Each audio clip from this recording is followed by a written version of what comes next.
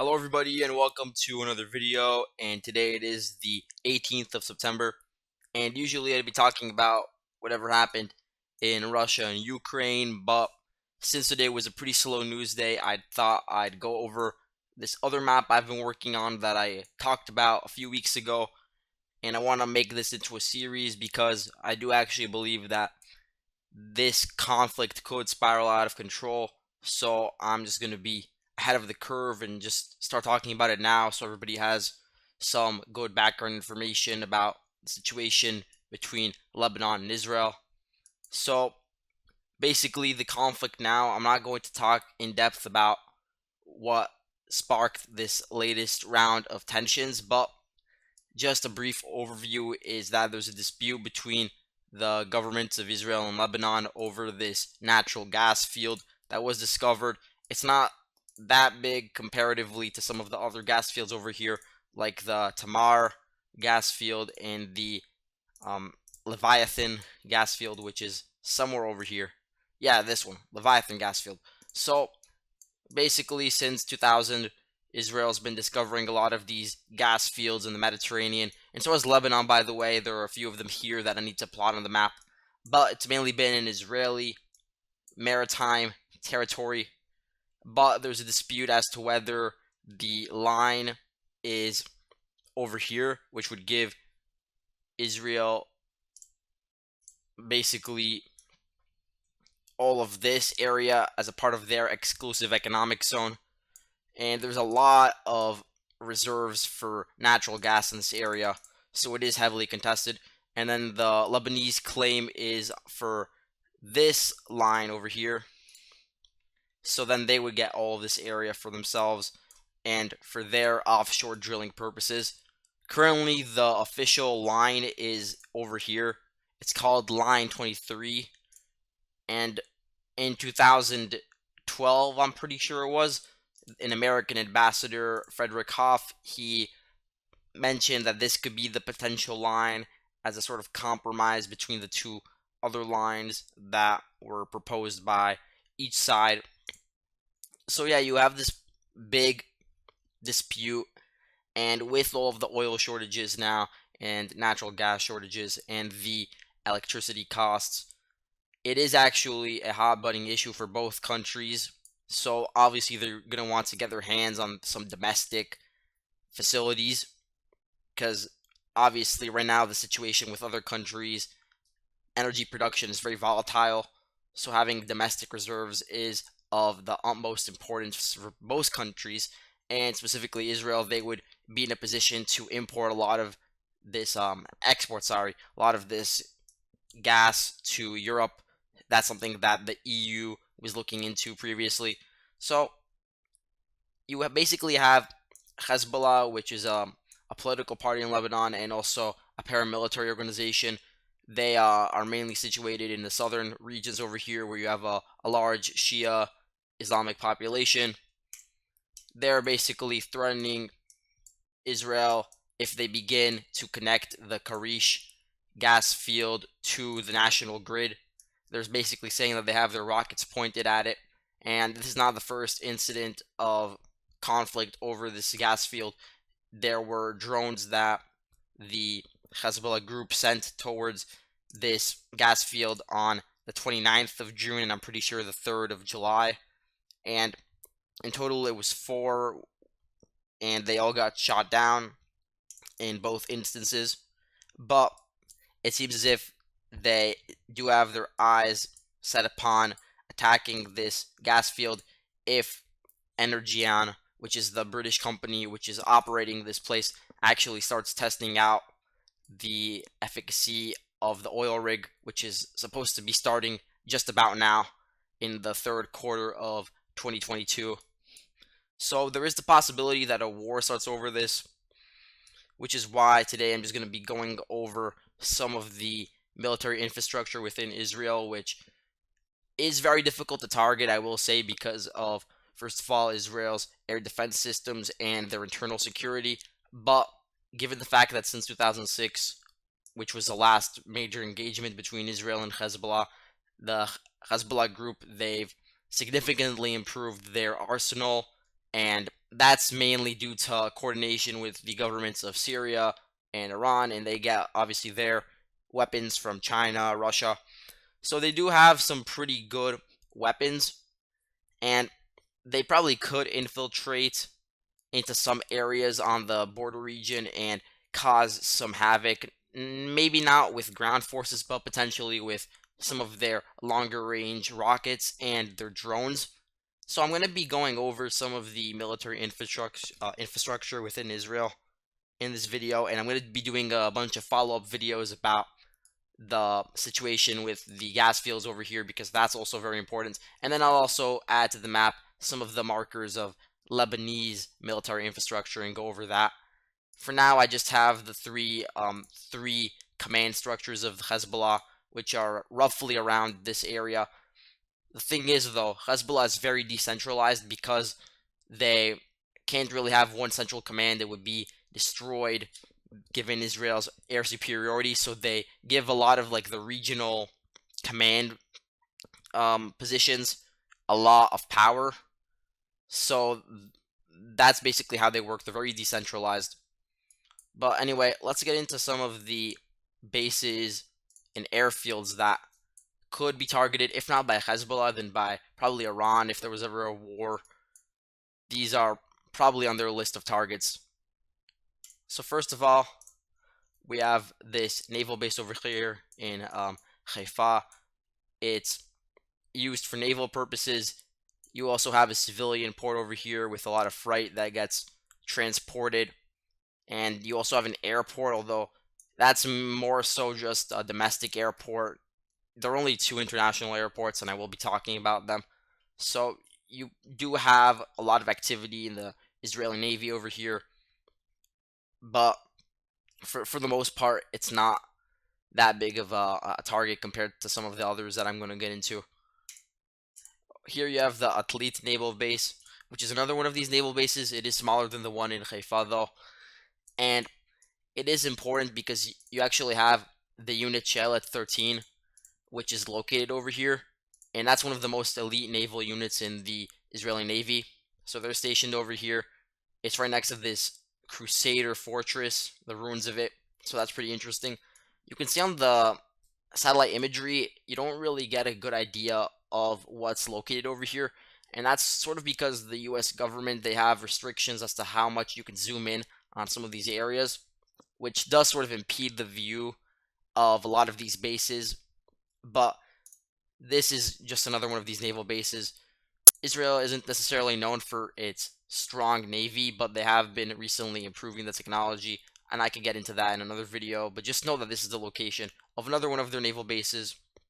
Let's move on, though, to the Bironitz military training camp, which is right on the border between Lebanon and Israel. This is a pretty important training site, which was utilized extensively in the 1982 war and also in 2006. But anyway, let's go to the Ramat David Air Base, which is over here. It's the second largest air base in Israel. You have about 1,100 troops stationed over here. There's a flight school, and you just have like a lot of training done here in general. It's located in a pretty strategically important area. It's in between not only the West Bank, but also pretty close to Lebanon and also pretty close to Jordan. So it's in a good position, also close to central Israel and Haifa. So strategically, it could be a site that is attacked. Now let's go over here to this training base, Michve Alon training base. This is just another base that I located, which is used to train a lot of the IDF soldiers. Now, here's the Ein Shemer Air Base, and this one is pretty important.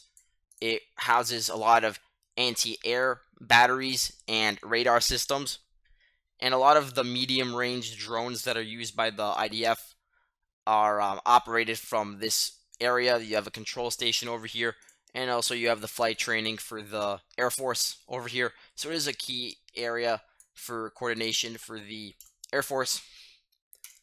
Palmachim Air Base, further to the south, It's next to this big important city, Ashdod, and then to central Israel, where you have Tel Aviv and all these other cities over here. And it's also in very close proximity to the Gaza Strip, only about 23 miles, something like that. So this base is important because it was used extensively in the 20th century for satellite missions that Israel engaged in. Even now, it's still used, but it does have a level of notoriety for the space missions that were done in this base. But you also have a lot of ballistic missiles that are stationed in here, and a lot of the special forces units that are associated with the Air Force are in this area. And again, you also have a lot of UAV operators that are stationed over here, probably because of how close it is to Gaza, and it could strike a lot of the military targets, specifically in this northern area where you have Jabaya, Beit Lahia. So it is very important. Now let's move on to the Rosh Pina Airport, which is over here. Just another airport. This one, though, is closer to the Golan Heights and to Syria. So you do have a lot of the fighter jets stationed over here before they go on to strike targets in Syria. And what I've noticed is that most of them, from my time tracking the fighting over here, are on either Damascus, Homs, and Tardis, and then also on Aleppo. That's another one, and Latakia. But anyway, let's go to Camp Rabin, which is named after the former Israeli Prime Minister Yitzhak Rabin. So this is actually the IDF headquarters, so it is pretty important. This entire section is just filled with IDF command posts, so you don't really have like actual military action going on here. It's more so of like a coordination center. You have a lot of civilian workers as well, but it would certainly be a place that any of like Israel's enemies would want to target the first chance they got, because of how important it is to the cohesiveness of the IDF. Now let's move on to Camp 1391. This is a pretty nebulous camp. We don't have a lot of information on it. You see it's blurred on Google Maps, and they say it's temporarily closed. So this area, at least officially, the story is it's been closed since 2006, but I'm not inclined to believe that. What's said about it is that it's for like the most high-risk prisoners from the Palestinian territories. So it's probably still in use, and if there can be some coordination with the prisoners here, because these prisoners, they really have nothing to lose. They would be very happy to work with, whether it be Hezbollah, Iran, Hamas, whatever group wants to coordinate with them to help them escape from these prisons. That's something that could happen, and it did happen actually last year. There was a pretty notable prison escape by 6 Palestinian prisoners. They eventually got recaptured, but it was pretty big news at the time. And I'm pretty sure they were in a prison. I forgot its name, but I think it was in this city over here. Let's move on now to Sdot Micha Air Base. This one is important. It's a launch facility for intercontinental, ballistic missiles, and it is pretty secretive, like a lot of these other areas. It is connected, though, to a lot of the other places that I'm going to talk about, because it is close to the center, but also close to Jerusalem. So you'll have it only about like 5 miles away from this important airbase, the Tel Nof airbase, which is a place where you have a lot of fighter jets, helicopters, airlift squadrons, and you even have units from airborne search and rescue and paratroopers located in this area. So this is a pretty important area as well, and it works in unison with the airbase over here. And then Further north, there's an important missile plant that is used to supply the Sdot Micha Air Base. And this is from the Israel Aerospace Industries MLM division, which is a publicly owned company in Israel. They produce a lot of the weapons. The other company that produces a lot of them is called Rafael. Okay, Tel Naf Air Base. I went over this already. Hatzola Air Base, also pretty close by.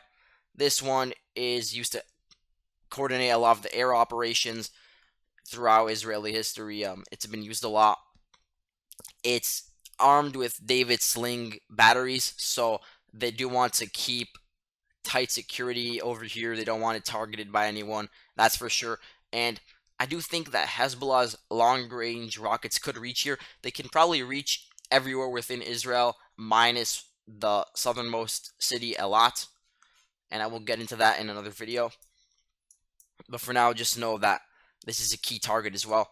And then here we have the Ben Gurion Airport, which is the largest civilian airport and one of two international airports. There's another one, but it's very small in comparison.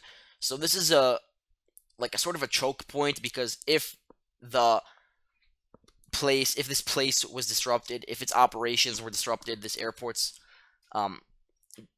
operations were disrupted, then there would basically be no way for any sort of international passage to occur. It would severely hurt the economy in Israel, and it would just be a disaster. So Israel does need to diversify their airports, which is something that they've sort of realized, which is why they built another international airport further south, but it pales in comparison to this one. This is mainly a civilian use. There used to be, in the eastern part of the airports, an area for military purposes, but now foreign military convoys are banned from entering the airport, so they just have to go to some other airfields in Israel.